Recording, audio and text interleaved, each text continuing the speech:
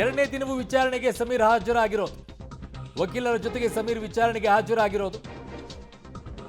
ಬೆಳ್ತಂಗಡಿ ಪೊಲೀಸರ ಮುಂದೆ ವಿಚಾರಣೆಗೆ ಹಾಜರಾಗಿದ್ದ. ಮೊದಲನೇ ದಿನಾನೂ ಬಂದಿದ್ದು, ಎರಡನೇ ದಿನಾನೂ ಬಂದಿರೋದು. ಇಲ್ಲ ಅಂದರೆ ಅರೆಸ್ಟ್ ಆಗಿ ಹೋಗಿರೋದು. ನಿರೀಕ್ಷಣಾ ಜಾಮೀನು ತಗೊಂಡು ಈಗ ವಿಚಾರಣೆಗೆ ಹಾಜರಾಗ್ತಾ ಇದ್ದಾರೆ. ಇನ್ನೊಂದೇನಾದರೂ ಕೇಸ್ ದಾಖಲಾದರೆ ಒಳಗಡೆಗೆ ಹಾಕ್ತಾರೆ. ಈ ಬೆಳವಣಿಗೆ ಆಗುತ್ತೆ ಸದ್ಯದಲ್ಲಿನೇ. ಕಾರಣ, ನನ್ನ ಹತ್ರ ಒಂದು ಆಯುಧ ಇದೆ ಅಂತೇಳಿ ಅದನ್ನು ಬೇಕಾಬಿಟ್ಟಿಯಾಗಿ ಬಳಕೆ ಮಾಡ್ಕೊಳ್ಳೋಕೆ ಬರೋದಿಲ್ಲ.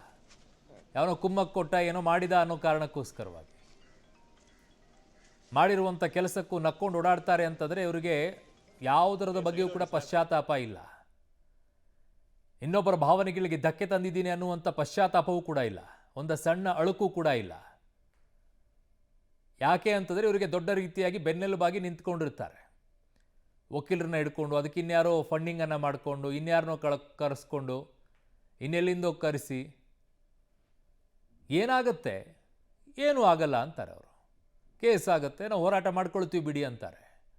ಒಂದ್ಸಲ ಹಾಕಿ ಕರೆಕ್ಟಾಗಿ ವಿಚಾರಣೆಯನ್ನು ಮಾಡಿ ರುಬ್ಬಿದ್ರೆ ಗೊತ್ತಾಗುತ್ತೆ ಯಾರಿದ್ದಾರೆ ಇದರ ಹಿಂದೆ ಅಂಥೇಳಿ. ಅವ್ರ ಹಿಂದೆ ಇರುವಂಥವ್ರನ್ನೂ ಕರ್ಕೊಂಡು ಬಂದು ಹಾಗೆ ರುಬ್ಬಬೇಕು. ಗೊತ್ತಲ್ಲ ನಿಮಗೆ, ಲಾಠಿಗೆ ಹಸಿ ಖಾರ ಹಾಕಿ ಏನು ಮಾಡಬೇಕು ಅಂತ. ಲಾಠಿಗೆ ಹಸಿ ಖಾರ ಹಚ್ಚಿ ಎಲ್ಲಿ ಇಡಬೇಕು ಅನ್ನೋದು ನಿಮಗೂ ಗೊತ್ತಿದೆ ಪೊಲೀಸರಿಗೆ. ಒಂದ್ಸಲ ಇಡಿ, ಗೊತ್ತಾಗುತ್ತೆ. ಹೊಡೆಯೋದು ಬೇಡ, ಬಡಿಯೋದು ಬೇಡ. ಇಡೋ ಜಾಗದಲ್ಲಿ ಹಸಿ ಖಾರ ಇಟ್ಬಿಟ್ರೆ ಸಾಕು. ಎಂಥವನಾದರೂ ಕೂಡ ಬಾಯಿ ಬಿಡ್ತಾನೆ. ಇಡಬೇಕು ಒಂದ್ಸಲ. ಆ ನಗುನೂ ಹೋಗುತ್ತೆ, ಪಶ್ಚಾತ್ತಾಪನೂ ಬರುತ್ತೆ.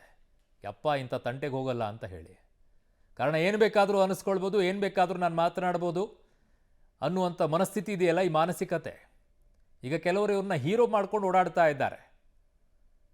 ಕೆಲವ್ರಿಗೆ ದೊಡ್ಡ ಹೀರೋ ರೀತಿಯಲ್ಲಿ ಕಾಣಿಸ್ತಾ ಇದ್ದಾನೆ ಈ ವ್ಯಕ್ತಿ. ನಾಳೆ ಆಗ್ಬೋದು, ಅವ್ರ ಲೀಡರ್ ಆಗೂ ಓಡಾಡ್ಬೋದು ಇವನು. ಯಾಕಂದರೆ ಇಂಥವ್ರೇ ಅಲ್ವಾ ಲೀಡ್ರಾಗಿ ಬೆಳೆಯೋದು. ಸಮಾಜದಲ್ಲಿ ಬೇಕಾಗೋದೇ ಇಂಥವ್ರು, ಬೇರೆದವ್ರು ಯಾರೂ ಅಲ್ಲ. ಒಳ್ಳೆಯವ್ರು ಯಾರೂ ಲೀಡರ್ಗಳಾಗೋದಿಲ್ಲ ಸಮಾಜದಲ್ಲಿ. ಇಂಥವರೇ ಲೀಡರ್ ಆಗೋದು. ಅವ್ರನ್ನ ಬೆಳೆಸ್ಬೇಕು.